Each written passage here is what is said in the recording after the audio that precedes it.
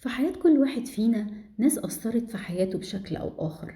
مدرس فادني وفرق في حياتي، أب وأم بكل الموارد المتاحة في إيديهم أثروا في حياتي، مدير أو زميل في الشغل ساعدني واداني من خبرته عشان أفهم وأكبر، قائد روحي أمين علمني يكون لي علاقة حقيقية بربنا، معلم تلمذني وعلمني أدرس كلمة ربنا، أو شخص وقف جنبي في أزمة في حياتي.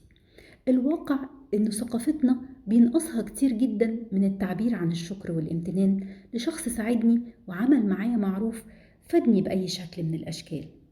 بالرغم من إن عندنا مقولة بتقول: من علمني حرفا صرت له عبدا، بس أحب أصيغ المقولة دي زي ما قريتها في بوست لواحدة من صديقاتي بتقول: من علمني حرفا صنت له عهدا. يسوع في طريقه لأورشليم قابل 10 من مرضى البرص، وقفوا يصرخوا ويطلبوا منه يرحمهم ويشفيهم، وكل اللي قالوا ليهم يسوع: روحوا وري نفسكم للكاهن اللي وقتها بيحكم بحسب الشريعة هم اتشافوا ولا لأ. وفي طريقهم للكاهن اتشافوا كلهم فعلا، لكن واحد بس غريب من السامرة رجع وشكر يسوع، رغم ان التسعة الباقيين اليهود اتشافوا زيه بالظبط.